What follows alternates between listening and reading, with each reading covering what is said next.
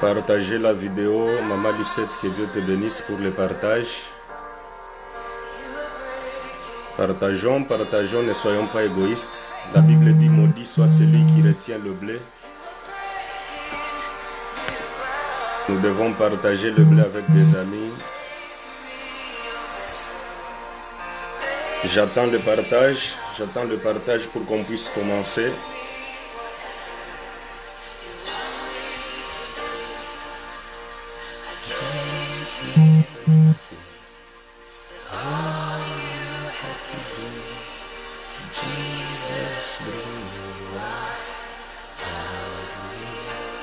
Ma sœur Nancy, que Dieu te bénisse pour ta présence.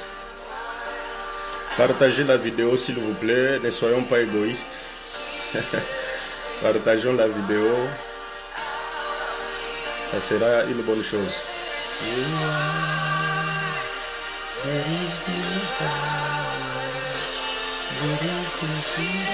Nous voulons partager la parole de Dieu sur la trace du serpent sur les rochers. J'attends un peu.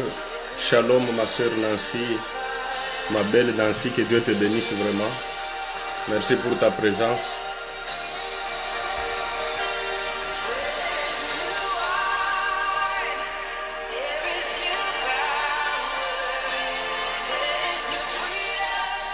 Ok, que Dieu soit loué. Nous allons prier le Seigneur avant de commencer. Dieu de compassion, Dieu de miséricorde, nous voici au devant de toi ce soir. Nous voulons que la grâce divine nous couvre encore pour témoigner ton grand nom. Au travers tous ceux qui seront connectés, laisse que la pensée de l'éternité nous couvre et que la compréhension divine soit notre partage. Que notre oreille soit circoncis comme David a dit, une fois Dieu a parlé, deux fois je l'ai saisi. Nous voulons cet entendement pour ta gloire au nom de Jésus. Amen. Oui, bien-aimés, nous sommes dans la joie telle que promis que nous serons ici pour expliquer la pensée de Dieu. Et nous allons lire les Saintes Écritures. C'est dans le livre des Proverbes, chapitre 30, verset 18. Je ne serai pas du tout long. Je prendrai un peu de temps pour expliquer la pensée de Dieu. Compte tenu du temps que nous sommes en train de traverser, je sais qu'en tant qu'enfants de Dieu, nous n'allons pas nous agiter, nous n'allons pas tergiverser, nous serons toujours nos pieds posés dans la parole. Vous savez, un jour, Dieu a dit au prophète Élie que je vais te faire voir ma bonté. Mais la Bible dit que avant que Dieu ne passe, il y a eu un vent violent qui a poussé. Il y a eu le tremblement de terre, il y a eu des bruits violents, mais malgré tout cela, les prophètes, la Bible dit, il avait les deux pieds sur terre, il attendait la promesse de Dieu. Que Dieu bénisse la sœur Esther, ma sœur, que Dieu te bénisse vraiment, ça fait longtemps que le Seigneur te bénisse. Malgré tout, la promesse dit que le prophète Élie avait les deux pieds, il attendait la promesse. Bien aimé, malgré tous les mouvements, malgré tous les vents qui pourra souffler, ayons les deux pieds posés, parce que celui qui a fait la promesse est fidèle. Oui, nous sommes dans le livre des Proverbes, chapitre 30, verset 18, la Bible dit ceci. Il y a trois choses qui sont au-dessus de ma portée, même quatre que je ne puis comprendre. La trace de l'aigle dans les cieux, la trace du serpent sur les rochers, la trace du navire au milieu de la mer et la trace de l'homme chez la jeune femme. Voilà la pensée autour de laquelle nous allons partager ce soir et j'aurai besoin de votre attention puisque je ne prendrai pas beaucoup de temps, c'est juste une petite exhortation pour donner de l'espoir à ceux qui ont les cœurs brisés, à ceux qui s'agitent, à ceux qui tâtonnent. Alors nous voulons vraiment partager cette pensée. C'est Agur qui est en train de parler au travers le livre des Proverbes. Il dit que il y a trois choses, même quatre, que je ne parviens pas à comprendre, qui sont au-dessus de ma portée. C'est-à-dire, je ne parviens pas à expliquer cela. Je ne parviens pas à comprendre la portée de ces choses. La première des choses, c'est la trace de l'aigle dans les cieux. Que Dieu bénisse la présence du frère Patrick, que le Seigneur te bénisse. Quand l'aigle passe dans le ciel, l'aigle laisse une trace. La trace du navire sur la mer. La trace d'un jeune homme sur une jeune fille et la trace du serpent sur les rochers. Alors nous voulons expliquer juste cette portion de la trace du serpent sur les rochers. Lorsqu'un serpent passe sur les rochers, il laisse une trace. Et c'est cette trace-là dont nous voulons expliquer ce soir.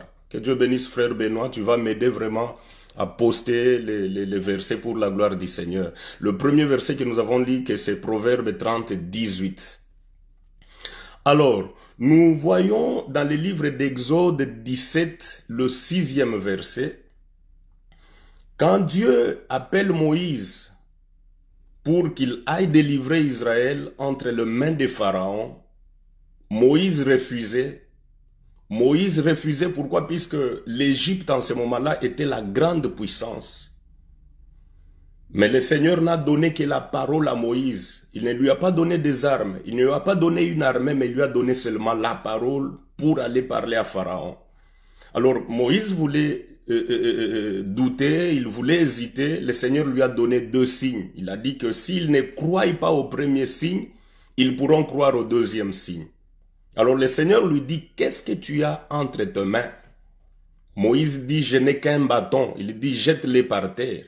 Lorsque Moïse a jeté le bâton par terre, le bâton est devenu serpent.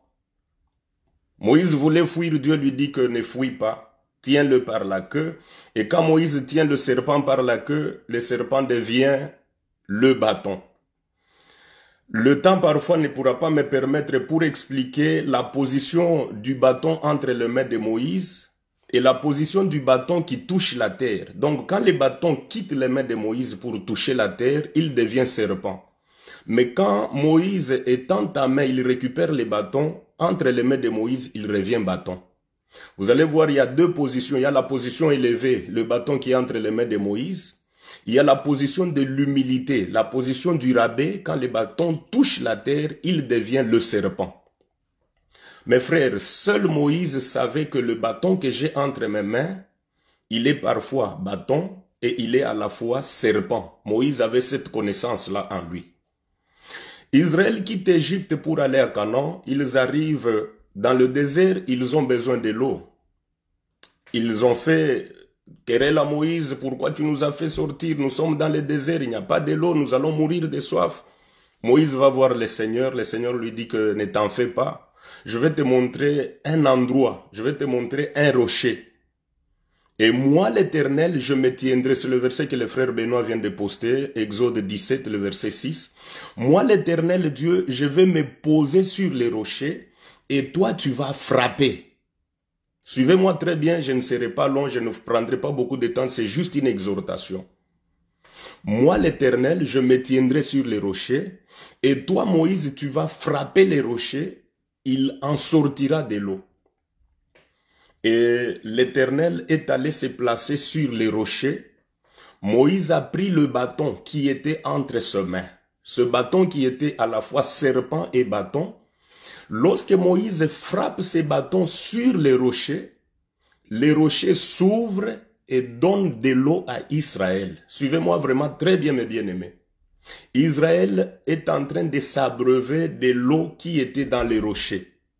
Mes frères, c'est pour dire que toutes les fois que les rochers étaient bloqués, ils étaient fermés, ils ne pouvaient pas donner de l'eau. Il fallait que le rocher soit frappé. Il fallait que Moïse prenne le bâton. Ce bâton qui était à la fois le serpent. Quand il va frapper sur les rochers, c'est alors que le rocher va donner de l'eau. Et le rocher ne pourra pas donner de l'eau aussi longtemps qu'il est fermé. Il faut qu'il s'ouvre. Donc nous comprenons que l'eau était dans les rochers. Mais pour que le peuple puisse avoir cette eau, il fallait que les rochers soient fendus, il fallait que les rochers soient frappés. Et pour que les rochers soient frappés, il fallait que le serpent, le bâton qui était entre les mains de Moïse, puisse frapper les rochers. Donc quand Moïse frappe les rochers, nous comprenons que c'est la trace, c'est le passage du serpent sur les rochers. Suivez-moi très bien. Lorsque Moïse prend son bâton, qui était le serpent, il le frappe sur les rochers, c'est le passage du serpent sur les rochers. Et quand le serpent passe sur les rochers s'ouvrent et donnent de l'eau à Israël. Comprenez ce mystère. Donc si les bâtons ne passent pas sur les rochers ne peuvent pas s'ouvrir. Ils gardent en lui de l'eau. Oh, j'aime ça. J'aime Pilate. Pilate qui était en train de prophétiser, il dit qu'il est de votre intérêt qu'un seul meure pour le salut de tous. Aussi longtemps qu'il ne pouvait pas mourir, il était encore fermé, frère. On était assoiffé. On avait la soif de l'eau. Et pourtant, dans Jean 6, il explique très bien que celui qui croit en moi, des fleuves d'eau couleront en lui. Aussi longtemps que le Seigneur était vivant, on ne pouvait pas avoir de l'eau. Aussi longtemps que le Seigneur était vivant, on était assoiffé, on avait soif. Il fallait qu'il meure. Voilà pourquoi lorsqu'il a été fatigué, la Bible dit, le Seigneur, il a marché. Il arrive au puits de Jacob, il est fatigué. Et la femme samaritaine est venue puiser de l'eau. Le Seigneur lui demande de l'eau, elle refuse. Mais le Seigneur lui dit que si tu savais, celui qui te demande, c'est toi qui l'aurais demandé le premier. Que Dieu soit loué. Faites signe, vous qui êtes là, faites signe pour qu'on puisse avancer. Donc, quand Moïse prend la verge, il prend son bâton, il frappe sur les rochers. Les rochers s'ouvrent, il donne de l'eau. Nous comprenons que à chaque fois que le rocher était bloqué, il était fermé, le peuple avait soif. Il fallait que le rocher soit fendu. Il fallait que le rocher s'ouvre pour donner de l'eau au peuple. Que Dieu nous bénisse. Que Dieu bénisse ma fille Falca. Que Dieu te bénisse pour ta présence. Faites signe, vous qui êtes là. Regardez mes frères. Donc, Israël marchait avec un rocher. Dans le livre de 1 Corinthiens chapitre 10, nous pouvons lire ces versets-là. C'est venu rapidement. 1 Corinthiens chapitre 10. Le verset 1 jusqu'à 3, nous lisons rapidement. Frères, je ne veux pas que vous ignorez que nos pères ont tous été sous la nuée, qu'ils ont tous passé au travers de la mer, qu'ils ont tous été baptisés à Moïse dans la nuée et dans la mer, qu'ils ont tous mangé le même aliment spirituel et qu'ils ont tous bu les mêmes breuvages spirituels, car ils buvaient à un rocher spirituel qui les suivait et ce rocher était Christ. Que Dieu soit loué. Israël a bu de l'eau au travers du rocher. Et la Bible dit bien que les rochers les suivaient derrière. Et ces rochers, c'est Christ. Ça, c'est l'apôtre Paul qui explique cela. C'est-à-dire, l'eau qui est sortie du rocher, c'est Jésus-Christ qui a donné cette eau à son peuple. Donc, tout le temps que Jésus était vivant, le peuple avait soif. Suivez-moi très bien. Il fallait que le bâton, il fallait que le serpent puisse, que Dieu bénisse mon frère Daryl, merci. 1 Corinthiens 10, 1 à 3. Il fallait que le serpent puisse passer sur les rochers, afin que les rochers puissent être fendus, afin de donner de l'eau. Que Dieu bénisse mon fils Gédéon. Et que les rochers puissent donner de l'eau, afin que le peuple puisse être assoiffé, puisse être assouvi de la soif de l'eau.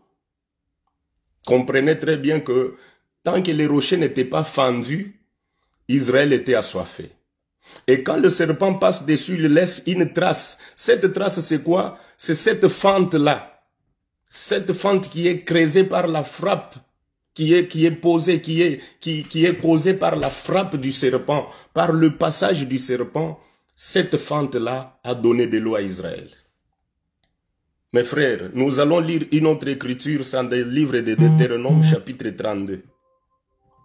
Deutéronome, chapitre 32. J'ai mes enfants qui sont en train de m'aider à écrire. Vraiment que le Seigneur vous bénisse. Vous qui écrivez les versets.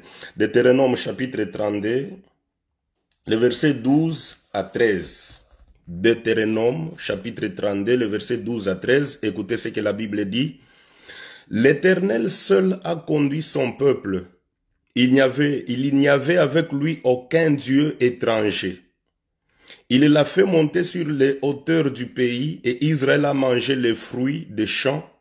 Il lui a fait sucer le miel du rocher et l'huile qui sort du rocher les plus durs. Suivez-moi très bien.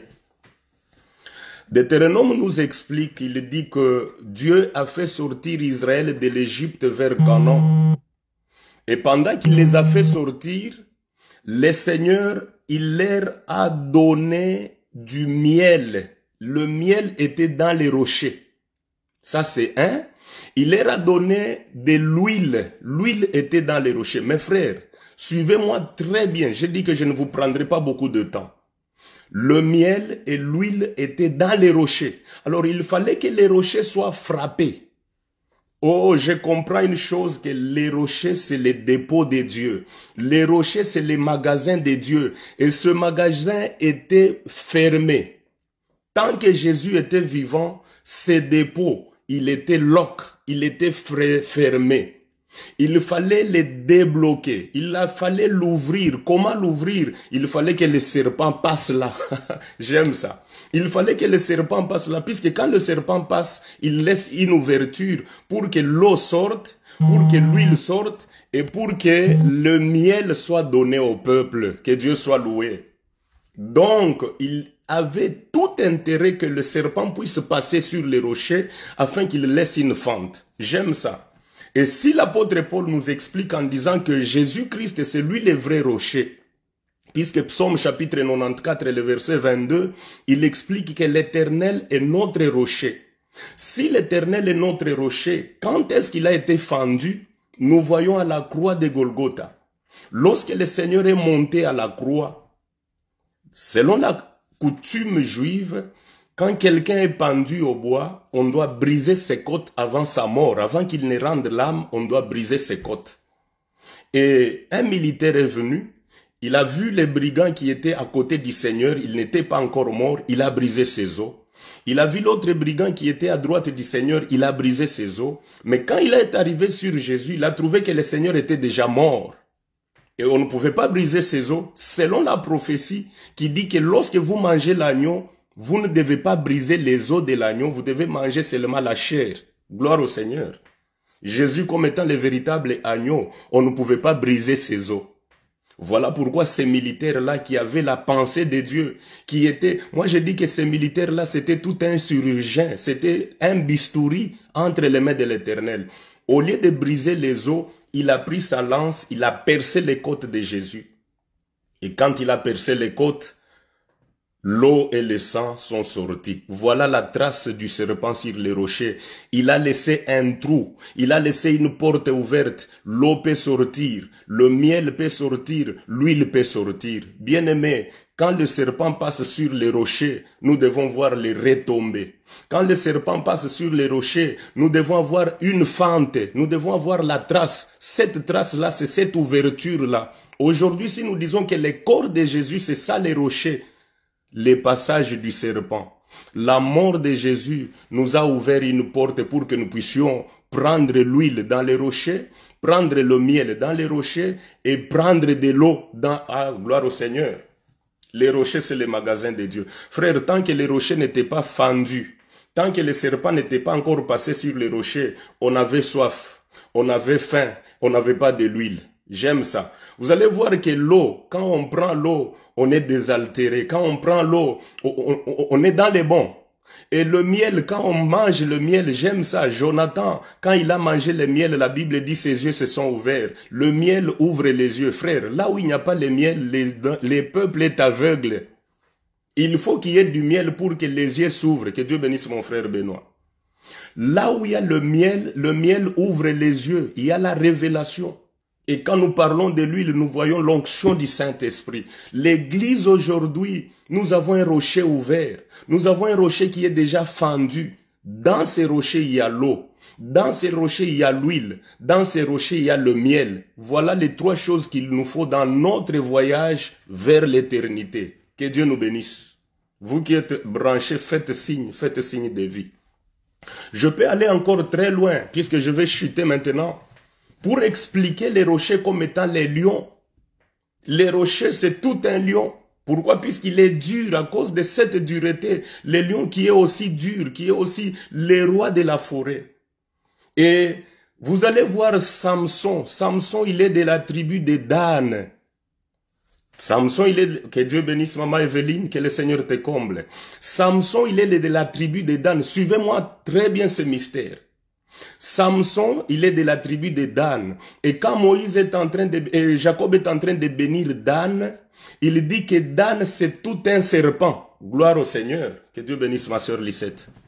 Dan, c'est tout. Donc, le père de Samson, c'était un serpent. Suivez-moi très bien. Et si le père est serpent, donc le fils du serpent, il est aussi serpent. Donc Samson, il était de la tribu du serpent. Il était de la tribu de Dan. Dan qui est tout un vipère, qui est tout un serpent. Gloire au Seigneur. Et quand Samson qui est le serpent, il prend les lions qui est les rochers. Nous devons voir, Samson prend les lions, il déchire les lions. Gloire au Seigneur. Donc quand Samson a les lions entre ses mains, c'est tout un serpent qui passe sur les rochers. Gloire au Seigneur, que Dieu bénisse ma chère Anto, que le Seigneur te bénisse mon cœur. Donc quand le serpent est en train de passer sur les rochers, c'est-à-dire quand Samson a les lions entre ses mains, c'est-à-dire quand Samson déchire les lions, c'est le passage du Danite, Samson les Danites, Samson de la tribu de Dan, Dan qui est le serpent. Quand Samson déchire les lions, c'est la trace du serpent sur les rochers. Nous devons voir les rochers s'ouvrir. J'aime ça. Samson est parti. Au retour, quand il rentre, il regarde dans les rochers, il trouve le miel selon Deutéronome 32. Que Dieu nous bénisse. Selon Deutéronome 32, le miel est dans les rochers. Voilà pourquoi Samson, il peut donner même l'énigme. Du fort est sorti le doux, de celui qui mange est sorti ce qui se mange. Gloire au Seigneur, gloire au Seigneur. Que Dieu bénisse mon frère Patrick. Donc vous comprenez ce mystère que lorsque Samson rencontre les lions, c'est le passage du serpent sur les rochers. C'est tout un serpent qui est en train de passer sur le rocher, il doit laisser des traces. Et cette trace-là, c'est quoi? C'est cette ouverture, c'est cette fente-là, c'est cette porte qui s'ouvre afin que nous puissions prendre. Et vous allez voir que lorsque Samson a pris le miel qui était dans les rochers, ça lui a aidé à manger durant son voyage. Frères, aujourd'hui dans l'église, nous devons avoir de l'eau, nous devons avoir de l'huile, nous devons avoir le miel. Si ces trois choses ne sont pas dans l'église, nous sommes des aveugles et nous sommes assoiffés et nous sommes des mendiants. Que Dieu soit loué. Je prends le dernier exemple dans le livre des Proverbes. La Bible dit que le Daman, peuple sans force, il trouve leur refuge dans les rochers. Oh, voilà là où je vais chuter. Les Damans, ce sont des animaux. Ce sont des animaux qui sont très faibles, très fragiles alors. Mais la Bible dit, malgré leur fragilité, malgré leur faiblesse, néanmoins, ils trouvent leur refuge dans les rochers. Mon frère, en dehors du rocher qui est Jésus-Christ, il n'y a pas de refuge, il n'y a pas de secours, il n'y a pas de protection. Les Damans se sont rendus compte que nous sommes faibles, nous ne sommes pas forts, nous n'avons pas de protection, nous n'avons pas des armes. Quand les combats viennent, quand le coronavirus vient, quand des difficultés viennent, où est-ce que nous pouvons nous abriter? Si nous allons à l'ONU, frère, en ce moment ici, tout le monde est incapable. Tout le monde, l'OMS, l'ONU, aucune puissance mondiale ne peut s'élever devant ces virus. Gloire au Seigneur. Maintenant, où est le lieu de refuge? C'est dans les rochers. Gloire au Seigneur.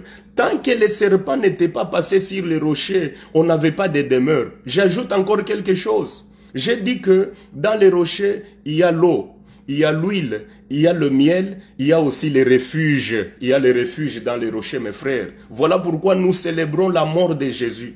Voilà pourquoi nous adorons la mort de Jésus. Voilà pourquoi nous aimons la mort de Jésus. Frères, il fallait que Jésus meure pour nous ouvrir le chemin. Regardez quand Dieu a chassé Adam et Ève du jardin d'Éden, il les a mis dehors, ils étaient des vagabonds, ils étaient des SDF, des sans demeure fixe. Ils étaient des shégés. Ils étaient des homeless. Adam et Ève. Pourquoi? Puisqu'on les avait chassés du jardin. Ils avaient besoin que le jardin s'ouvre. Adam voulait rentrer pour rentrer dans sa demeure, dans son jardin. Mais il craignait l'ange, les anges qui avaient l'épée devant la porte. Et les anges avaient besoin du sang. J'aime ça. Les anges cherchaient quelqu'un qui pouvait mourir pour que le sang coule afin d'ouvrir le chemin. Frère, lorsqu'Adam est en dehors du jardin, même si vous lui prophétisez, même si vous lui faites des promesses, même si vous lui donnez de l'argent, la joie d'Adam, c'est d'entendre que le chemin du jardin est ouvert. Gloire au Seigneur, gloire au Seigneur. Le véritable lieu de refuge, c'est le rocher. Et vous allez voir quand Jésus est venu, puisque depuis Moïse, tous les prophètes qui sont venus, ils étaient incapables d'ouvrir le chemin. Ils étaient incapables de donner la vie, de donner le sang pour que le chemin s'ouvre afin qu'Adam puisse rentrer. Quand je parle d'Adam, je parle de toute l'humanité. Quand Jésus est venu, il a accepté de mourir, il s'est donné. Et quand son sang a coulé, le sang de Jésus a ouvert la porte. Le sang de Jésus a ouvert les rochers. Le sang de Jésus a ouvert le chemin. Et la Bible dit à la mort de Jésus, les voiles du temple s'est déchiré. Frère, venons entrer dans les rochers. Le rocher est ouvert. Aujourd'hui, l'arche de Noé est ouverte. Venons entrer. Venons nous réfugier dans l'arche de Noé. En dehors de l'arche de Noé, frère, il n'y a pas la vie. En dehors du rocher Jésus, il n'y a pas la vie. Frère, aujourd'hui, l'arche est ouverte. Sinon, vous allez chanter comme ces gens-là, Tata Noé, Touziboudile. Vous allez, et cette chanson, je l'ai dit à l'église, cette chanson, on ne peut jamais la chanter dans l'église des élus. Dans l'église des saints, on ne peut jamais chanter cette chanson. Pourquoi? Puisque quand vous chantez cette chanson, c'est pour dire que vous n'êtes pas dans l'arche. Vous êtes en dehors de l'arche, vous demandez à Noé de vous ouvrir. Entrons aujourd'hui, puisque l'arche est ouverte. L'arche est ouverte, mes frères. Venons nous réfugier dans le véritable rocher qui est Jésus-Christ. Toi qui as peur du virus, toi qui as peur de la maladie, toi qui as peur de la mort, viens te réfugier en Jésus-Christ.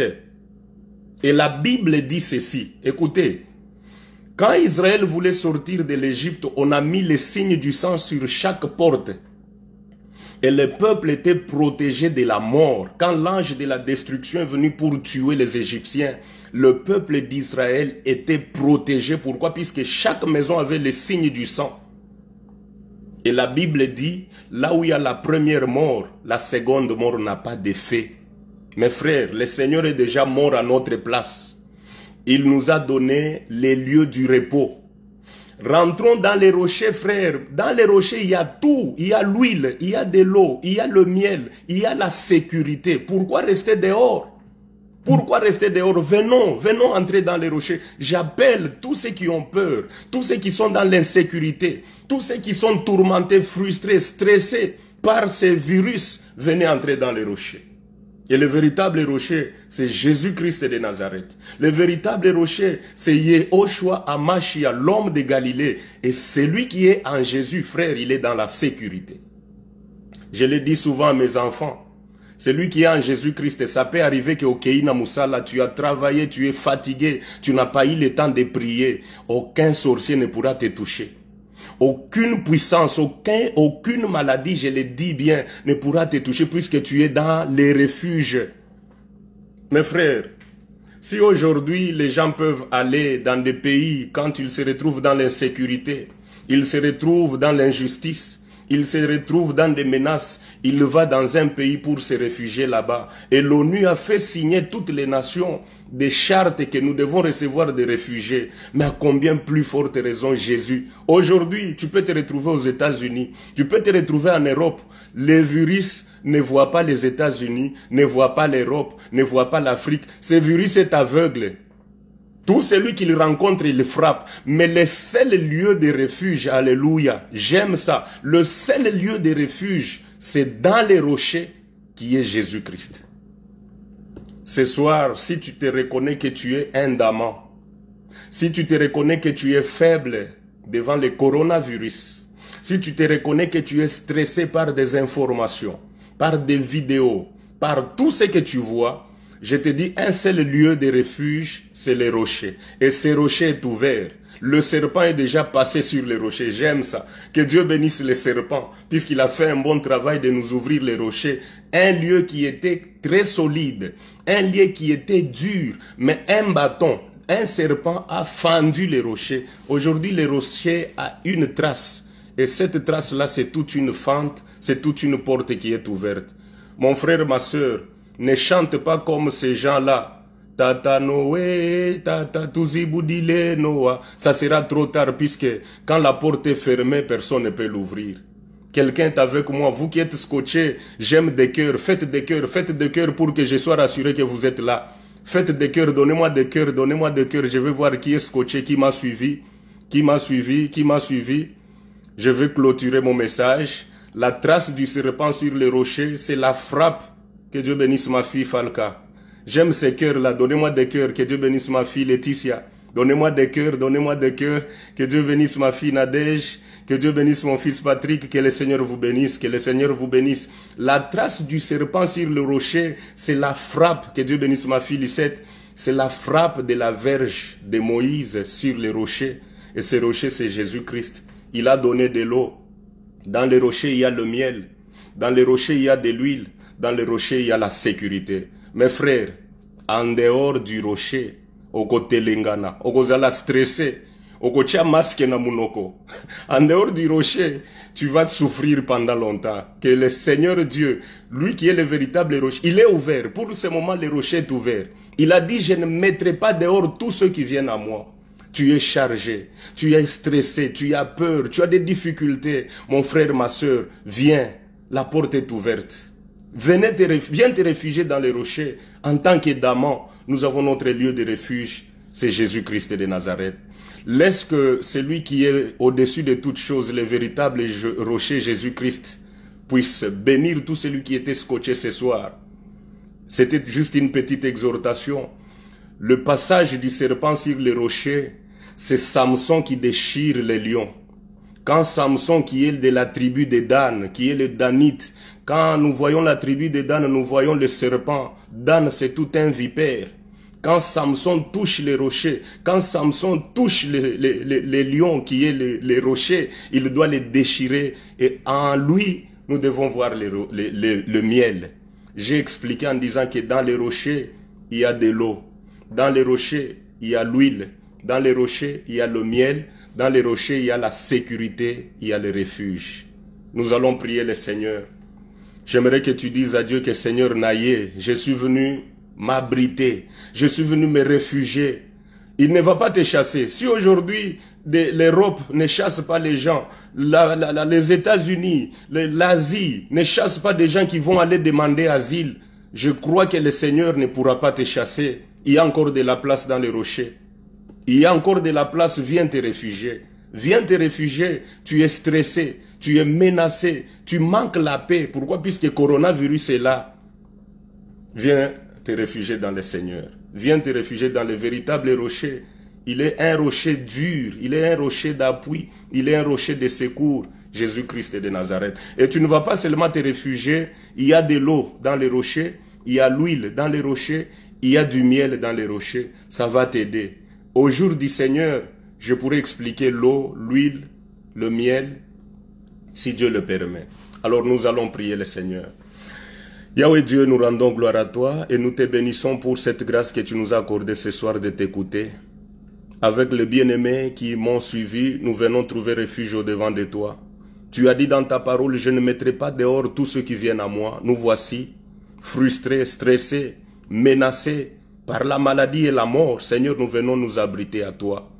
Accorde-nous ce refuge dans le nom de Jésus, puisque dans ces rochers, il y a la marque du sang.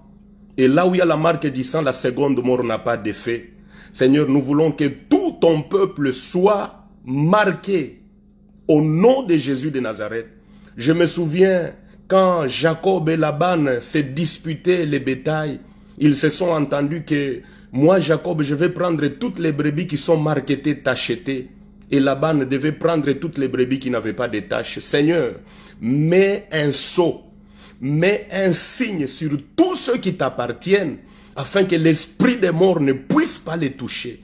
Mets un signe sur tous ceux qui sont à toi, afin que l'ange de la destruction ne puisse pas les avoir. Ils sont à toi. Merci Seigneur. L'apôtre Paul dit qu'aujourd'hui personne ne me fasse de la peine puisque j'ai en moi les marques de Jésus. Nous voulons marcher avec ces signes du sang de Jésus sur nous, afin que nous soyons protégés. En toi, nous avons la vie. En toi, nous avons le mouvement et l'être. Toi qui es notre refuge. Nous sommes les damans. Nous sommes sans force. Voilà pourquoi nous sommes venus nous réfugier à toi. Ainsi, nous t'avons pris au nom de Jésus. Nous disons Amen. Que le Seigneur Dieu nous bénisse. Je crois demain à partir de 10h30, nous serons encore en live. Nous allons donner encore une autre exhortation dans la pensée de Dieu. Gardez ça. Partagez, si vous avez des groupes, partagez, que ceux qui n'ont pas eu le temps de nous suivre, qu'ils puissent aussi bénéficier de cette exhortation. C'est dans les rochers où il y a la vie, il y a aussi la sécurité. Que notre grand frère Jésus-Christ, le Fils aîné, puisse bénir tout celui qui a suivi ce message. Je vous bénis dans le précieux nom de notre frère aîné Jésus-Christ. Ciao, que Dieu vous bénisse.